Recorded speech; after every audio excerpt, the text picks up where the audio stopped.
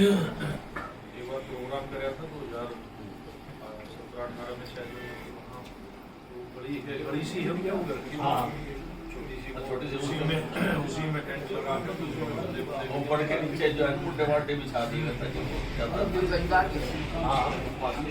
और अगर तुम लोग नए हो तो सब्सक्राइब करो, वो जो लाल वाला बटन है उस पर फूट फेंक के मारो या फिर मोमबत्ती, मुझे नहीं पता, बस क्लिक हो जाना चाहिए। हेलो गाइस, आज मैं जो व्लॉग डालने वाला हूँ वो भगत शिरोमणि भगत धन्ना जाट की जयंती के ऊपर बनाया जा रहा है। और जो चीफ गेस्ट थे हमारे सुभाष बराड़ा जी थे, वे सार्वजनिक कार्यों में चेयरमैन हैं। तो प्लीज़ पूरा व्लॉग देखना और ध्यान से सुनना, सुभाष बराड़ा जी क्या क्या बोल के गए और देखना किस किस का सम्मान हुआ और कैसे क्या प्रोग्राम हुआ। प्लीज़ वो देखना, आज पूरा दिन वहीं पे लगा है।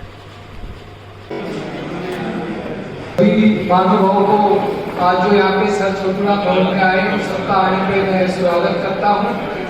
सुभाष बराड़ा जी जल्दी हमारे बीच में 10 से 15 मिनट में आ जाएंगे। जब तक वो आते, जब तक हमारे यहाँ पे जो हमारे जनप्रतिनिधि, हमारे वाइस चेयरमैन जिला पार्षद के ओम प्रकाश सिलानी जी हैं, मैं उनसे निवेदन करूंगा वो आए और अपने 2 शब्द रखे। ओम प्रकाश सिलानी जी। आप सभी को मेरा नमस्कार। आप इतने छोटे से मैसेज पे इतनी भारी तादाद में आप सभी यहाँ इकट्ठे हुए, आप सभी का तहे दिल से धन्यवाद, बहुत बहुत धन्यवाद। मैं राठी हूँ, लेकिन मैं कटारिया हूँ। आपकी थोड़ी सी जानकारी के लिए बता दूँ, आज हम यहाँ जो इस प्रोग्राम में सारे इकट्ठे हुए हैं वो एक्चुअली मुझे भी नहीं पता था, कितनी उम्र होगी, लेकिन मुझे नहीं पता था धन्ना सेठ, वो जैसे भाई साहब ने कहा कि ऐसे बड़ा धन्ना सेठ पड़ जाए, तो कितने का नहीं पता था। लेकिन जब ये प्रोग्राम आया, नेट पे सर्च किया तो बहुत इनके बारे में इतनी चीज़ें मैंने सुनी कि मन अंदर से गदगद हो गया कि हमारे इतने संत शिरोमणि धन्ना भगत जी और हम उनके बारे में हम जानते नहीं। तो इससे थोड़ी ग्लानि हुई कि हम जब इस एज में आ गए और हम खुद अपने भक्त शिरोमणि धन्ना जी को नहीं जानते, तो हम अपने परिवार को और अपने बच्चों को क्या बताएंगे और उनको क्या संस्कार देंगे कि हमारे ऐसे ऐसे बुजुर्ग, ऐसे ऐसे लोग हमारे इतने काम करके चले गए और हमारे समाज को पता नहीं है। तो ये सच्चाई है कि मुझे बिल्कुल नहीं पता था धन्ना सेठ के बारे में। जब मैंने रिसर्च की, पढ़ा इनके बारे में, तो तभी मुझे इस चीज़ का पता चला कि भाई ये कितने बड़े संत थे और इन्होंने बचपन से कैसे एक पत्थर इनको मिला था, किसी संत को इनके घर आए थे और उनके पास शालिग्राम था जिसकी उन्होंने जिद कर ली कि मैं यही लूँगा। उन्होंने देने से इनकार कर दिया, पर ये पीछे ही पड़े रहे कि मैं उन्होंने पूछा कि है क्या, उनका भगवान है ये। तो जब उनको ये पता चला कि भगवान है तो धन्ना जी जिद करने लगे कि मुझे तो यही चाहिए। उन्होंने कई बार मुझे समझाया कि ये नहीं दे सकता मैं। फिर लास्ट में जाके उन्होंने क्या किया कि दूसरा पत्थर लाके धन्ना जी को दे दिया। लेकिन इतनी छोटी उम्र में उनके दिमाग में ये था कि इसी में भगवान। तो जब हम किसी चीज़ के प्रति अपने अटूट श्रद्धा, अटूट विश्वास और पूरा समर्थन दे देते हैं तो पत्थर ही भगवान हो जाता है।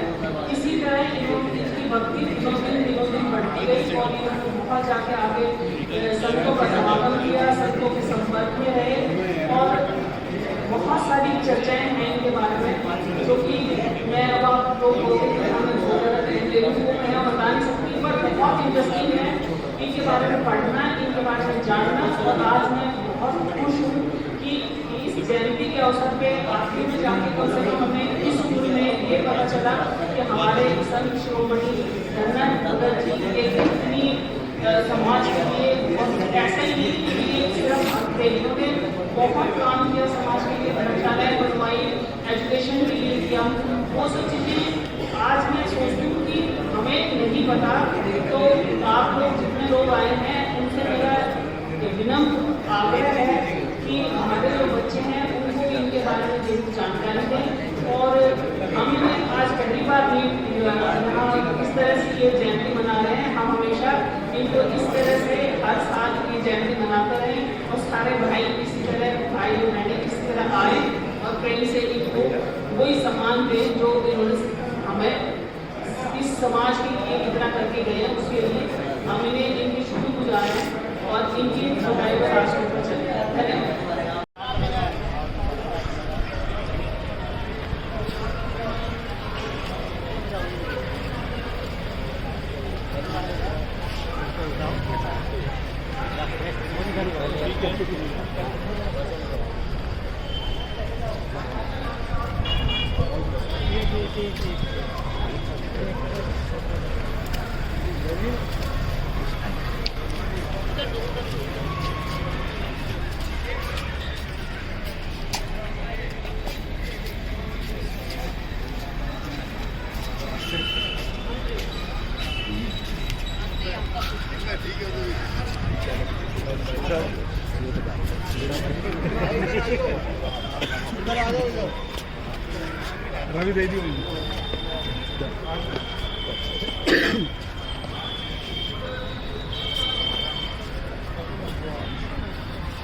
एक ग्रुप फोटो ले लो, आ जाओ घर पे लूंगा।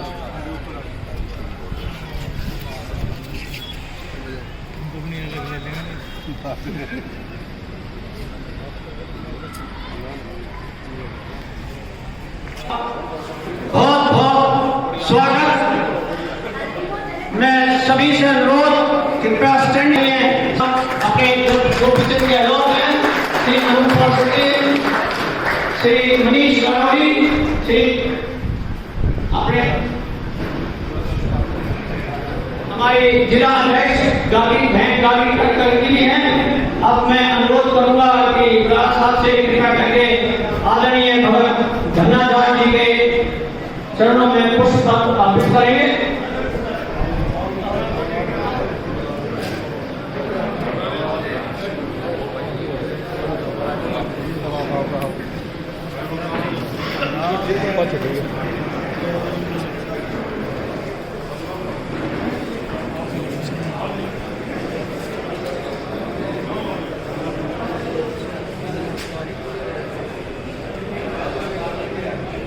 हमारे महेंद्र सिंह जी ठाकरा 360, उनसे अनुरोध कि वो भी आप मंच पर पधारें।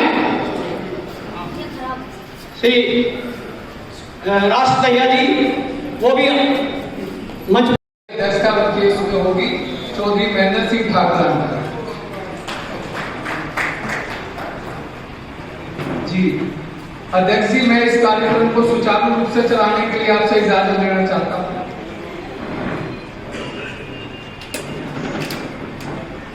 धन्यवाद जी जी धन्यवाद।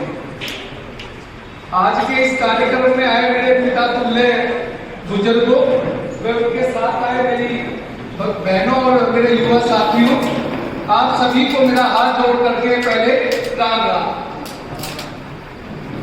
जैसा कि आप सब जानते हैं कि आज हम सब यहाँ भगत धन्ना जाट की जयंती मनाने के लिए सब इकट्ठे हुए हैं और उसी उसमें हमारे हरियाणा सरकार के चेयरमैन श्री संस्था के हैं वो, उन सबका भी हम यहाँ पहुंचने पे अपने दिल की गहराइयों से स्वागत करते हैं, अभिनंदन करते हैं। और इस कार्यक्रम को अब हम शुरुआत करने से पहले हमारी संस्था की तरफ से हम सबका जो हमारे अतिथिगण आए हैं उनका हम सम्मान करना चाहते हैं अपनी संस्था की तरफ से।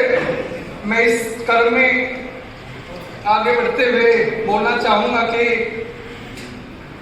हमारी संस्था के प्रधान है राजवीर ठाकरा जी, वो आए जरा। ग्रुप कैप्टन है राज कटारिया जी, गुड़गांव गांव से, वो भी आए। सतपाल गंडास जी हैं हमारे सह सचिव गालोली गांव से। कुलवंत दहिया जी हैं धर्मापुर गांव से, सचिव हैं हमारी संस्था के, वो भी आए। और सुभाष बराला जी को बुक्का देके उनको सम्मानित करें प्रधान जी।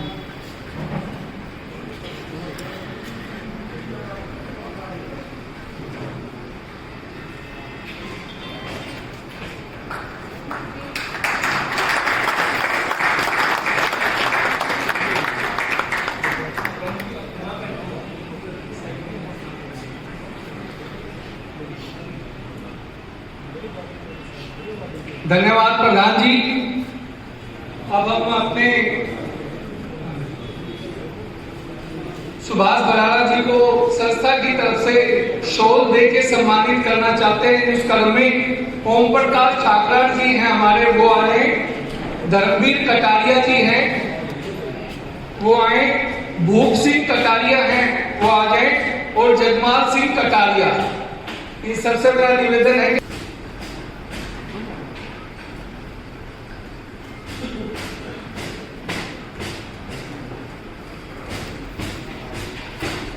अब मैं इस कार्यक्रम में आगे की तरफ बराला जी को पगड़ी से सम्मानित करेंगे।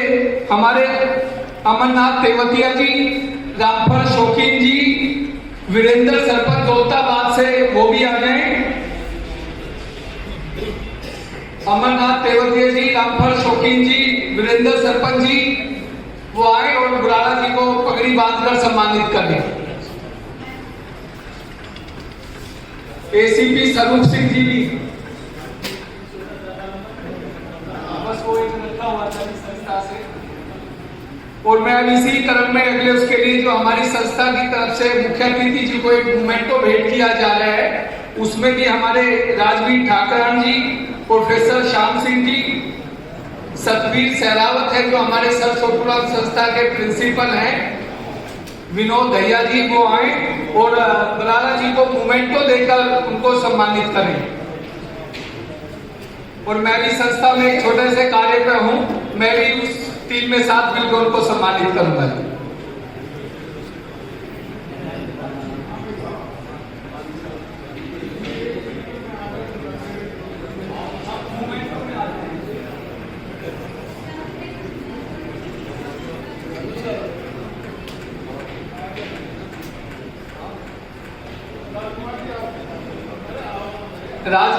पैटर्न है श्री गोपीचंद गहलोत जी, अतल सिंह संधू जी भी हैं, हरीश ठाकरान जी भी उनको मोमेंटो देने के लिए आए।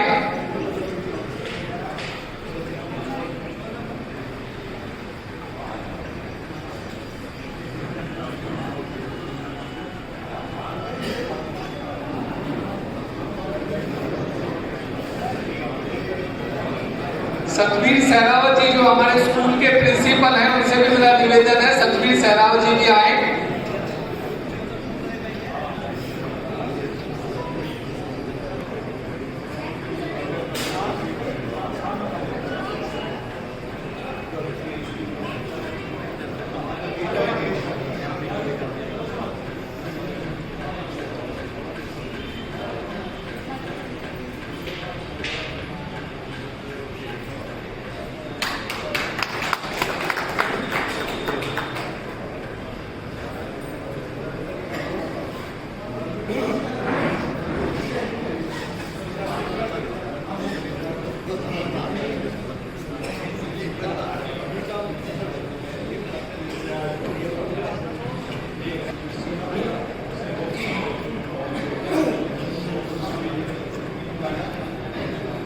बहुत बहुत धन्यवाद आप सभी का जो आप आए और आपने हमारे मुख्य अतिथि जी को सम्मान के प्रतीक को बांधकर एक मोमेंटो देकर उनको जो सम्मानित किया उसके लिए बहुत बहुत धन्यवाद।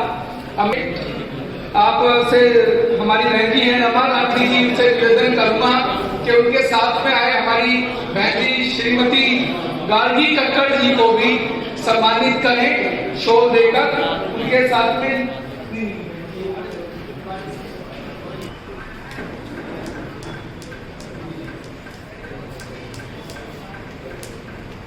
कमल पहलवान जी बहन जी को बुक्का देके सम्मानित करेंगे, गारोली गांव से हैं हमारे, गार्गी कक्कड़ जी को बुक्का देके।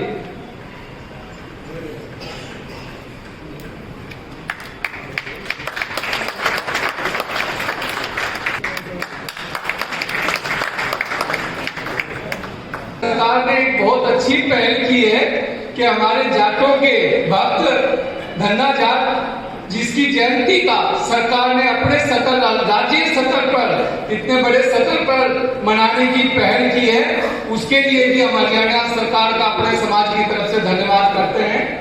अब मैं इसी क्रम में 4 दिन होते गए, बच्चे की बचपन से वो अपनी जवान अवस्था में आ गया, अपन उसने भोजन नहीं किया।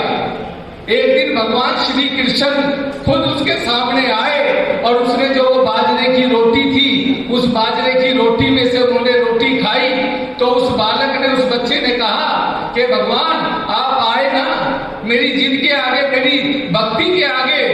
धन्ना जाट की भक्ति इतनी थी कि भगवान कृष्ण को भी उनके सामने प्रकट होना पड़ा। तो जब भगवान धन्ना जाट ने जो रोटी अपनी रखी हुई थी बाजरे की, आधी रोटी जब वो खाने लगे तो उन्होंने कहा कि मैं भी इतने टाइम से भूखा हूं, सारी रोटी आप ही खा दोगे तो मैं क्या खाऊंगा।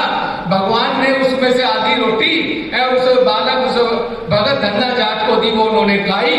और उसी क्रम में जब वो ये चलता रहा तो भगवान कृष्ण का और भगत धन्ना जाट का ये सिलसिला आगे तक बढ़ता रहा। जैसे आप जानते हैं कि हमारे एक किसान परिवार से, कि उस टाइम में शिक्षा का इतना वो नहीं था, धन का भी अभाव था, इतनी ना कृषि थी, और खासकर राजस्थान जैसे गांव में जहां पे ना पानी की इतनी व्यवस्था थी ना थी, तो वो शिक्षा का भी इतना ज्ञान नहीं था। फिर भी उन्होंने उस चीज को आगे बढ़ाते हुए अपनी भक्ति को भी आगे बढ़ाया। अब इसी क्रम में मैं आगे अपने जो मुख्य अतिथि हैं, हरियाणा सरकार में चेयरमैन भी हैं हमारे सुभाष बराला जी, उनसे मैं निवेदन करना चाहूंगा कि जो 23 तारीख में हमारे फतियाबाद के गिनौरी गांव में बहुत ही बड़े स्केल पे जयंती मनानी जारी है, उन सबका निमंत्रण वो हर एक जिले में एक एक उसमें हल्के में जा के दे रहे हैं। आज ये हमारे लिए बड़े सौभाग्य की बात है कि वो हमारे गुरुग्राम जिले में आए हैं, और गुरुग्राम जिले में भी जहां हमारे झारसा गांव जैसे जो इतना बड़ा गांव है उसमें वो आए। और एक और चीज मैं बताऊं कि हमारे तो ये सर छोटू राम, और छोटू राम के साथ में हमारे भगवान श्री कृष्ण का मंदिर भी इस भवन के साथ लगता हुआ है। हमारे लिए सर छोटू राम भी हमारे लोग, और भगवान श्री कृष्ण जिसको धन्ना जाट इतना अपना भगवान मानते थे, उनकी भक्ति करते थे, उनका मंदिर भी हमारे छोटू राम भवन के साथ बिल्कुल हर दीवार के साथ रखते हुए। तो मैं निवेदन करना चाहूंगा अब सुभाष बराला जी से वो आए और हमें 23 तारीख के लिए हम सबसे निमंत्रण दें। सुभाष बराला जी।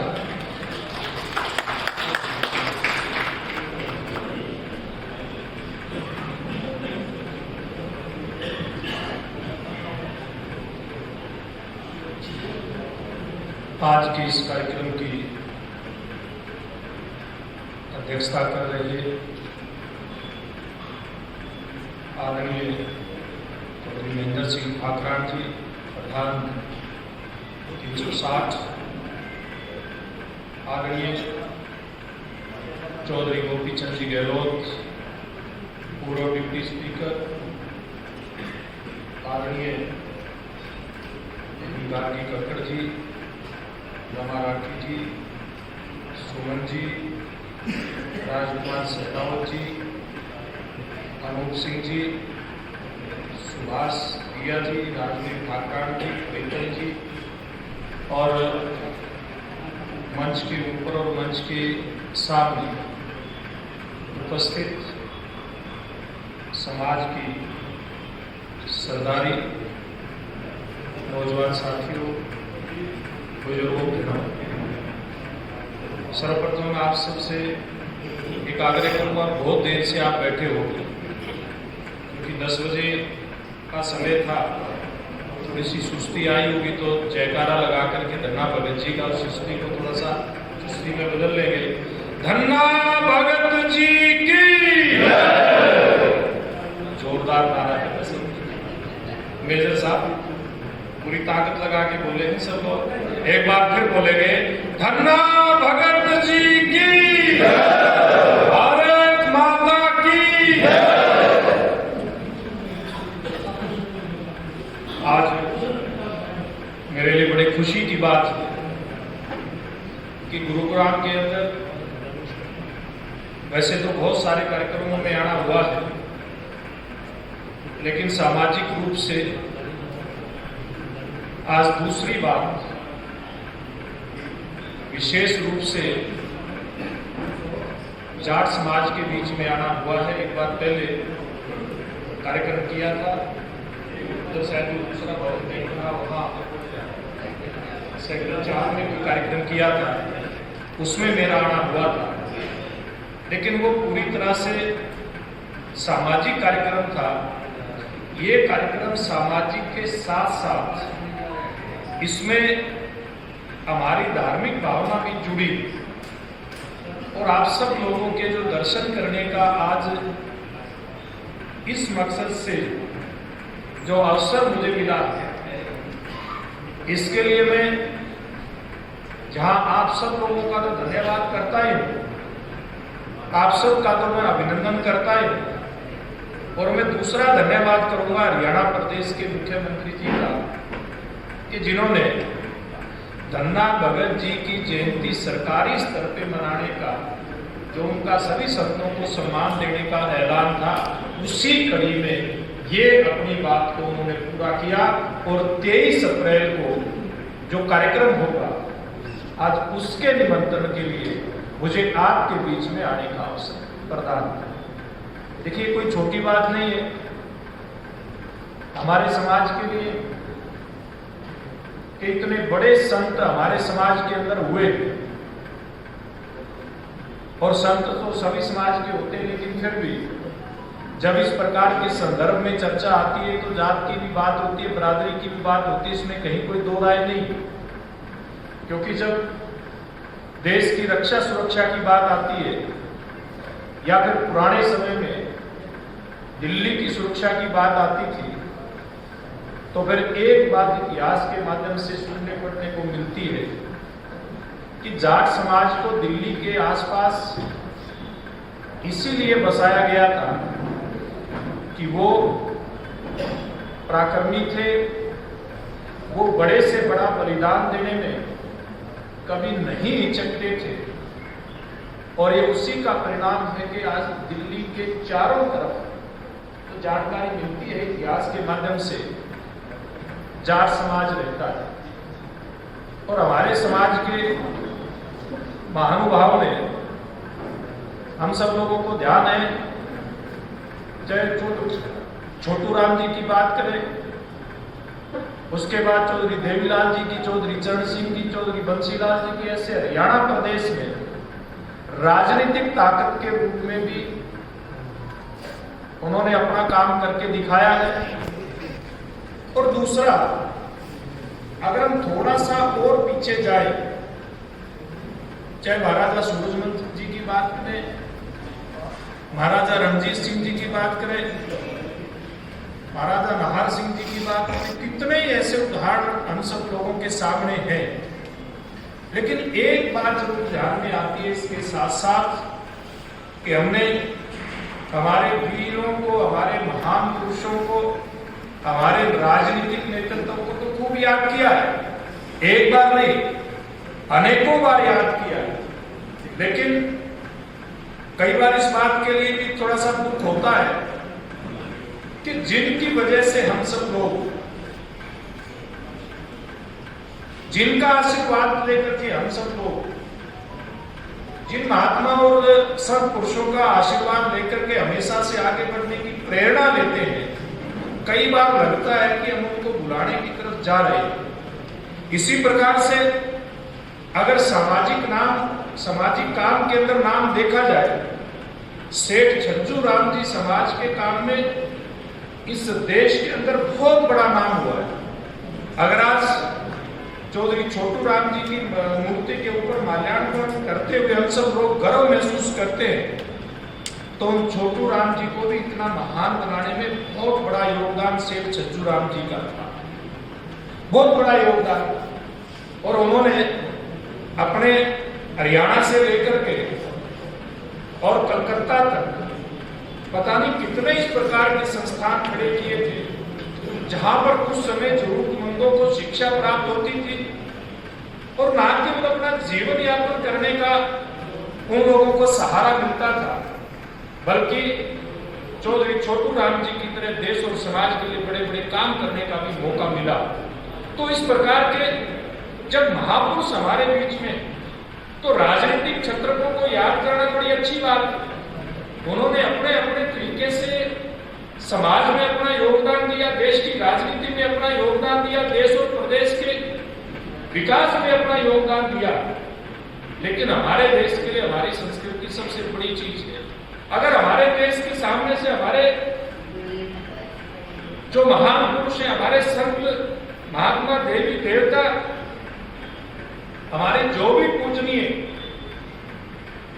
और अगर उनको थोड़ा सा हटा दिया जाए तो हमारे पास फिर कुछ बचता नहीं।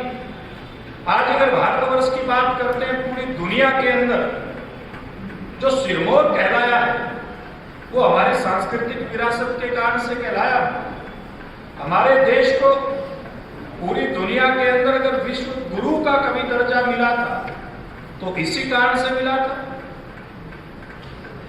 हम सब लोग इस लोकतांत्रिक व्यवस्था में आने के बाद और उससे पहले जो गुलामी का समय था, उस थोड़े से कार्यकाल के अंदर, उस थोड़ी सी इस भारतवर्ष की उम्र को अगर निकाल दें तो बड़ा स्वर्णिम इतिहास भारतवर्ष का रहा है।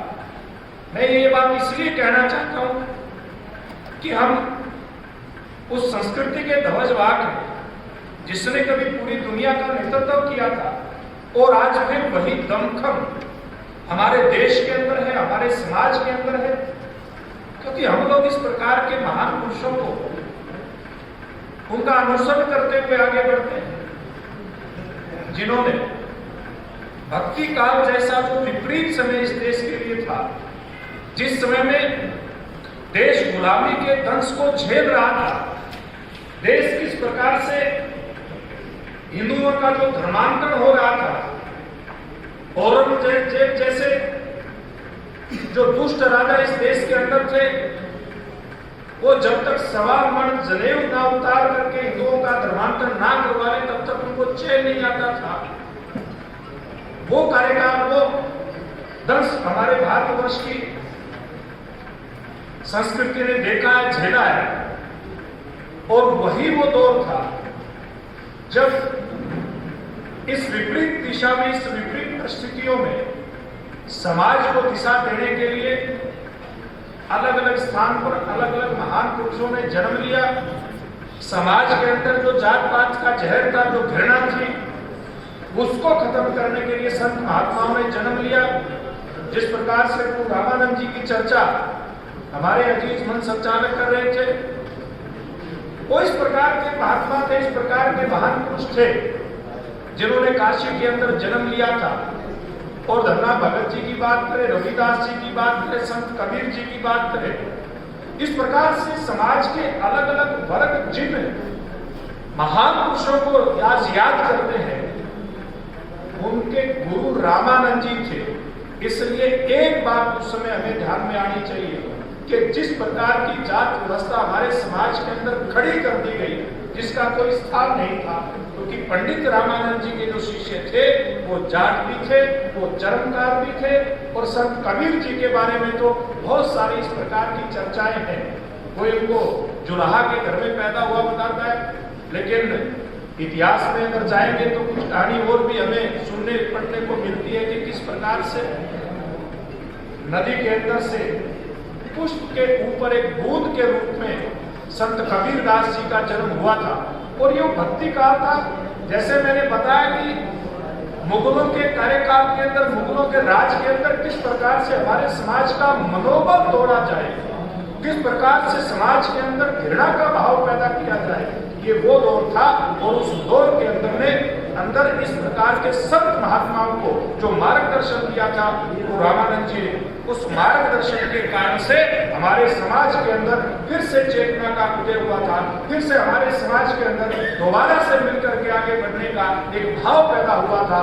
इस प्रकार के संत हमारे समाज के अंदर पैदा हुए। और अलग अलग समय में, अगर उससे थोड़े समय के बाद की बात करें, क्योंकि धन्ना भगत जी के इतिहास की बात करते हैं, तो 21 अप्रैल 1415 में धुआंकला गांव राजस्थान में टोंक जिले में, वहां पर उनका जन्म हुआ था।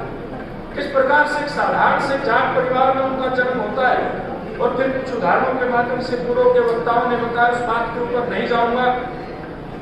लेकिन इस प्रकार की उनकी भक्ति थी परमात्मा के प्रति, भगवान श्री कृष्ण के प्रति, इस प्रकार का उनका स्नेह था, इस प्रकार का लगाव था कि खुद आकर के भगवान श्री कृष्ण उनको दर्शन देते हैं। और जब वो खेत के अंदर बीज बोने के लिए जाते, जैसे गहलोत साहब कहानी बता करके गए हैं, और वो इतना उनके अंदर भक्ति भाव था, इतना सेवा भाव था कोई भी, चाहे वो संत महात्मा है, कोई सामान्य आदमी भी उनसे जब किसी प्रकार के उम्मीद रख करके आता था या भोजन की इच्छा उनसे रखता था, तो धन्ना भगत जी ने कभी इनकार नहीं किया।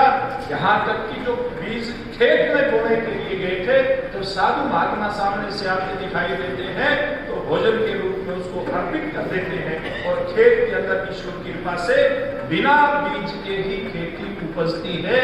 और इसीलिए तो एक दोहा उनके बारे में भी लिखा है, धन्ना जाट का हरीसों हेत बिना बीज के उपजा खेत। यानी कि जो उनका हरी से प्रेम था, उसके कारण से उनके खेत के अंदर बिना बीज के भी अनाज उत्पन्न हुआ था। इस प्रकार की भक्ति का प्रमाण हमारे समाज के अंदर हमारे संतों के रूप में हम लोगों को दिखाई देता है। और इसी प्रकार से चाहे समाज को दिशा देने की बात हो या फिर समाज की रक्षा करने की बात हो, इसके बाद के कार्यकाल में हम सब लोगों को ध्यान है कि किस प्रकार से मुगलों ने हिंदुओं को प्रताड़ित करते हुए और उनका धर्म परिवर्तन करने का जो एक सिलसिला चलाया हुआ था, उसको रोकने के लिए, इस देश की रक्षा करने के लिए गुरु नानक जी की जो एक कड़ी संतों की उसके बाद से दिखाई देती है।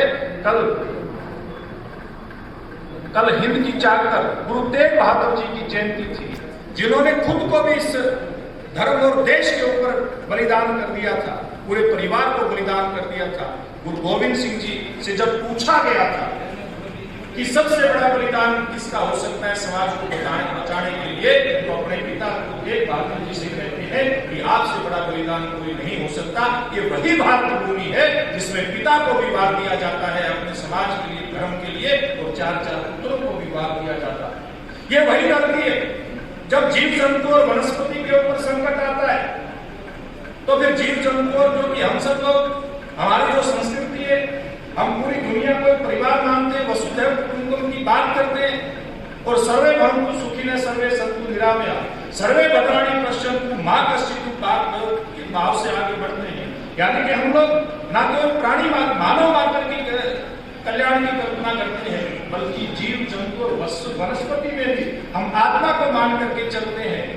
और इसीलिए जब कभी इनके ऊपर संकट आता है, गुरु जम्बेश्वर जी के रूप में हमारे बीच से महान संत पैदा होकर के और देश की वनस्पति और जीव जंतु को बचाने का, पर्यावरण को बचाने का वो एक संकल्प लेने के लिए समाज के अंदर निकलते हैं, समाज को जागृत करते हैं। इसीलिए तो भगवान श्री कृष्ण ने गीता के अंदर कहा है, यदा यदा ही धर्मस्य ग्लानिर्भवति भारत अभ्युत्थानं धर्मस्य तदात्मानं सृजाम्यहम् विनाशायश्च दुष्कृतां प्रीतानां साधूनां धर्म संस्थापनार्थाय संभवामि।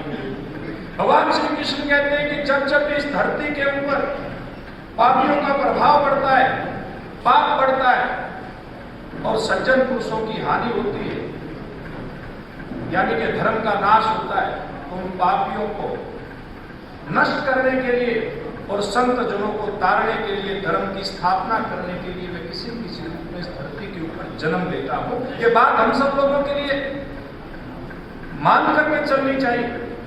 ये हमारे देश का इतिहास है कि जब जब भी देश के ऊपर, समाज के ऊपर कोई इस प्रकार का संकट आता है, तो ईश्वर किसी न किसी रूप में इस धरती के ऊपर जन्म लेते हैं और उन्होंने हमें दिशा देने का काम किया।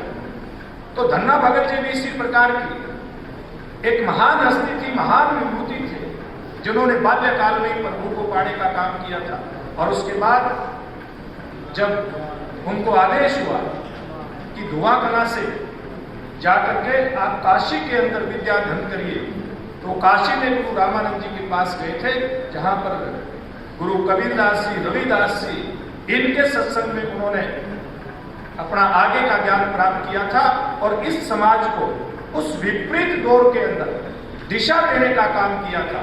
तो मैं आज आप सबसे यह अपील करने के लिए आया हूं, ये अनुरोध करने के लिए आया हूं कि हम अपने वीर पुरुषों को याद करते हैं, अपने राजनीतिक नेतृत्व को याद करते हैं, लेकिन जिन्होंने विकट परिस्थितियों में देश को दिशा देने का काम किया था, उन संतों को कभी कभी विसराने का भी काम करते हैं। अब समय आ गया है, अब समय इस प्रकार का है, समाज हमारे संत महापुरुषों को अगर याद नहीं करेगा तो बहुत बड़ा नुकसान, अगर हमारी संस्कृति को हम भूल जाएंगे, भविष्य में आने वाली पीढ़ियों को उठाना पड़ सकता है। क्योंकि हमारे देश में जो ताकत है हमारी सांस्कृतिक विरासत के कारण से बहुत बड़ी ताकत हमारे देश की है, बहुत बड़ी ताकत हमारे समाज की। और उस ताकत को थोड़ा सा जागृत करने की बात, ये विलुप्त नहीं हो सकती, थोड़ी बहुत सुस्त हो सकती है ताकत, लेकिन ये खत्म नहीं हो सकती। इसको जागृत करने के लिए संत महात्माओं के आशीर्वाद की जरूरत रहती है। आज एक तरफ देश के अंदर जहां राजनीतिक नेतृत्व अपनी इच्छा शक्ति के कारण से देश को आगे बढ़ा रहा है, बहुत सारे इस प्रकार के राजनीतिक दल हुए जिन्होंने अपने अपने तरीके से देश को आगे बढ़ाने का काम किया है, और वर्तमान में नरेंद्र मोदी जी भी देश को किस प्रकार से दुनिया के अंदर आगे लेकर के जाने का संकल्प लेकर के आगे बढ़ते दिखाई भी दे रहे हैं। आज देश आधारभूत ढांचे की बात करें, आर्थिक क्षेत्र की बात करें, सब मामलों में आगे जाता दिखाई देता है। उसमें योगदान अगर देश का है तभी देश के प्रधानमंत्री इस प्रकार से देश को आगे लेकर के जाते दिखाई दे रहे हैं। इसी प्रकार से कोरोना काल की बात करें तो कोरोना काल के अंदर हमारे वैज्ञानिकों को जिस प्रकार से प्रोत्साहित किया था, देश के लिए तो कोरोना वैक्सीन देने का काम किया ही किया, पूरी दुनिया को भी बचाने में हमारे देश के उन श्रेष्ठ नागरिकों ने, श्रेष्ठ वैज्ञानिकों ने अपना योगदान दिया, जो आज देश के लिए फख्र की बात है। ये इसलिए संभव हो पाता है कि एक दूसरे से प्रेरणा लेकर के आगे बढ़ते हैं। देश की राजनीतिक, चाहे सामाजिक, चाहे धार्मिक, इस प्रकार की संस्थाएं हैं, जहां कहीं से भी हम लोगों को प्रेरणा मिले लेकर के आगे बढ़ना चाहिए। जिस प्रकार से यूएनओ के सामने मोदी जी ने एक प्रस्ताव रखा था जब प्रधानमंत्री बने थे कि दुनिया के अंदर जिस प्रकार का संकट है, जिस प्रकार से दुनिया में अस्थिरता दिखाई देती है, जिस प्रकार से दुनिया के अलग अलग हिस्सों के अंदर आज युद्ध के बादल मंडरा रहे हो, वर्तमान में भी यूक्रेन और रशिया के कारण से तीसरे विश्व युद्ध की आहट सामने दिखाई देती है। इस प्रकार के माहौल में देश के प्रधानमंत्री कहते हैं यूएनओ के अंदर कि भारत की संस्कृति इस प्रकार की महान संस्कृति है जिसने समय समय पर दुनिया को दिशा देने का काम किया है। हमारे पास जो योग है वो न केवल शरीर, मन, बुद्धि, आत्मा को जोड़ने का काम करता है, यानी कि एकात्म करने का काम करता है, बल्कि परमात्मा के प्रति भी एकात्मता का भाव योग के कारण से आता है। पूरी दुनिया अगर योग को अपनाएगी तो निश्चित रूप से दुनिया के अंदर शांति स्थापित करने के लिए बहुत बड़ा एक कदम हो सकता है। और हम सब भारतवासियों के लिए ये बड़े गर्व का दिन था कि पूरी दुनिया ने उस बात को स्वीकार किया और 21 जून को विश्व योग दिवस घोषित किया। और आज धरती पर, पाताल पर, आसमान पर 21 जून को आपको योग होता हुआ दिखाई देता है कि भारतीय संस्कृति की ताकत है। ये ताकत है जब दुनिया को याद करवाया जाता है कि हमारे पास इस प्रकार की महान हस्तियां हुई है, हमारा इतिहास इतना गौरवशाली है और दुनिया को दिशा दे सकता है। लेकिन ये काम केवल राजनीतिक ताकत के दम पर नहीं होता, ये समाज की जो नीति है, राजनीति अलग चीज है, समाज नीति अलग चीज है। अगर समाज इकट्ठा होकर के आगे बढ़े तो जिस प्रकार से राजनीतिक नेतृत्व देश को, प्रदेश को आगे लेकर के जा रहा है, तो निश्चित रूप से समाज नीति के आधार पर समाज आगे बढ़ता है तो देश 2 कदम की बजाय 4 कदम आगे बढ़ने का काम करता है। आज इस प्रकार का समय है और मैं जाट समाज के पुरोधाओं से, अन्य समाज के हमारे प्रमुख भी हमारे बीच के अंदर बैठे हैं, मैं आपसे संकल्प लेकर के जाना चाहूंगा, किसी भी प्रकार की राजनीतिक विचारधारा आप रखते रहे वो अलग विषय है, वो राजनीति हटकर के विषय है, लेकिन समाज नीति अलग विषय है।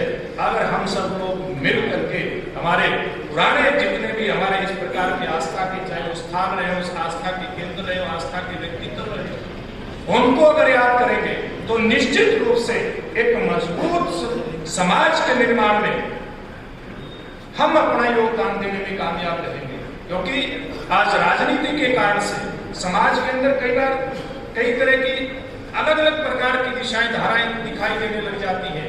अगर हम इस प्रकार के जो सर्वमान्य हमारे महान पुरुष हुए हैं उनको अगर थोड़ा सा याद कर लेंगे तो कम से कम इस प्रकार की जो खाइयां राजनीति के कारण से बढ़ती हुई दिखाई देती है, उन खाइयों को भी पाटने में हम लोग कामयाब होंगे। और खास करके जाट समाज के लिए आज ये बड़ा गौरव और हर्ष का एक विषय है कि आज पूरा हरियाणा प्रदेश मुख्यमंत्री मनोहर लाल जी की पहल पर धनौरी गांव, जो कैथल जिले का गांव है, दरवाड़ा विधानसभा का गांव है, और जो हमारा रोहतक से जुलाना, जींद, दरवाड़ा होकर के जो पंजाब को हाईवे जाता है उससे जो 4 किलोमीटर दूर पे गांव है, वहां पर गन्ना भगत जी की जयंती मनाने का एक फैसला सरकार द्वारा किया गया है। आपको ये भी बता दूं आखिर में कि ये फैसला उस गांव में इसलिए किया गया कि बहुत पुराना मंदिर उस गांव के अंदर भगत धन्ना जी का है। हर साल उस गांव के अंदर धन्ना भगत जी के जन्मदिन के ऊपर वहां हवन यज्ञ भी होता है, भंडारा भी होता है, कई प्रकार के सामाजिक कार्यक्रम भी होते हैं कि पूरा हरियाणा प्रदेश उस गांव से प्रेरणा लेकर के आए, इसलिए उस गांव का चयन किया गया। और मुझे भी जब मैं भारतीय जनता पार्टी युवा मोर्चा का 2000 में हरियाणा प्रदेश का अध्यक्ष बना था, पहली बार मेरे नजदीक होने के बावजूद पहली बार उस टाइम में मंदिर में जाकर के आया था। और आज फिर आप लोग सब लोग मिल करके उस गांव में जिस प्रकार का एक भाईचारा है उसकी बात मैं आपको बताना चाहूंगा, वो जाकर के देखेंगे तो निश्चित रूप से हम सब लोगों को प्रेरणा मिलेगी। बहुत थोड़े गांव और शहर ऐसे हैं जहां जो हमारा स्थानीय चुनाव होता है, यहाँ कई चुनाव लड़े हुए व्यक्ति खास करके नीचे वार्ड वाला बैठे हैं, यहाँ अपने पार्षद भी पीछे बैठे, कितना खटास आ जाता है, बहुत खटास आता है। वहां तो उस गांव के अंदर सरपंची का जब चुनाव होता है, शाम को जितने भी लोग चुनाव लड़ते हैं जीतने वाले के घर जाकर के बधाई देने का काम करते। इस प्रकार का भाईचारा उस गांव से वो बड़ी बात है। और उस गांव के अंदर युवा संगठन भी बुराइयों के खिलाफ किस प्रकार से सामाजिक जागरण हो सकता है, उसका काम वो युवा संगठन करता है। इसलिए हमने धनौरी गांव को चुना है। और मैं आप सबसे ये अपील करूंगा कि एक बार नहीं, अब तो हर साल, जैसे आप कह रहे थे कि हर साल सरकार बनाए, भाई सरकार ने तो शुरुआत कर दी है, लेकिन समाज की भी कोई जिम्मेवारी है।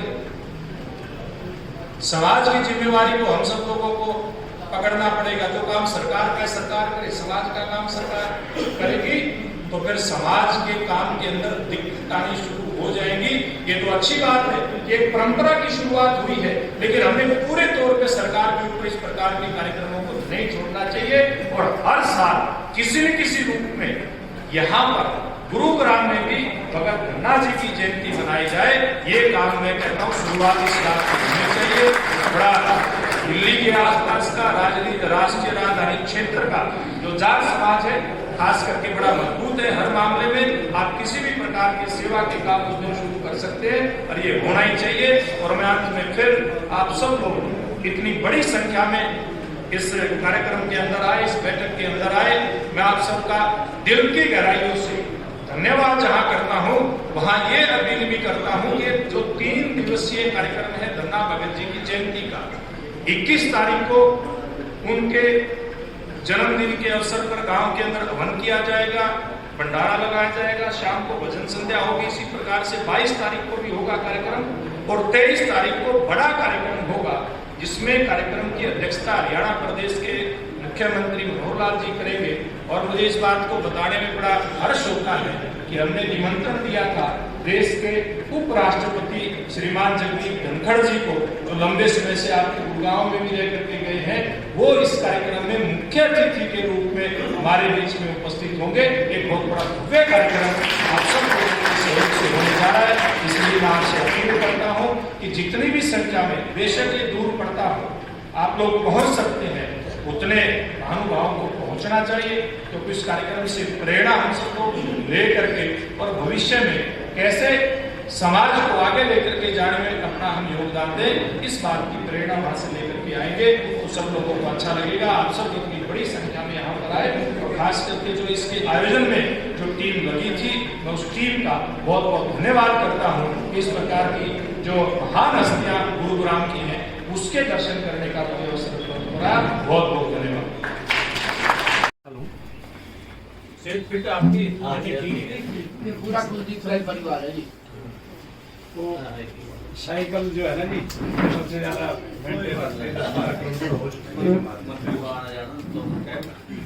मेट्रो के पास मंदिर है, वो दोनों टाइम मेंटेन है, सुबह शाम दोनों टाइम साइकिल है। पूरे मंदिर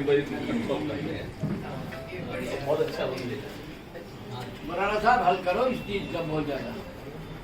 आइए तोड़ फोड़ बहुत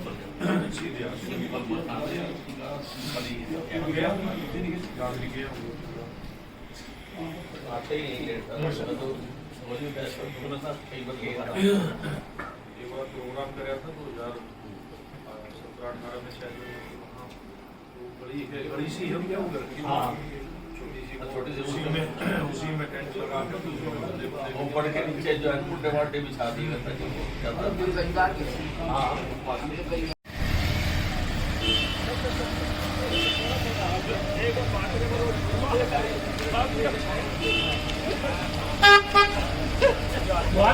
इसी के साथ आज की मजदूरी यहीं खत्म करते हैं। अगर तुम्हें वीडियो पसंद आई तो लाइक मारो यार, मुझे नहीं पता, मुझे 2 मिलियन लाइक्स चाहिए।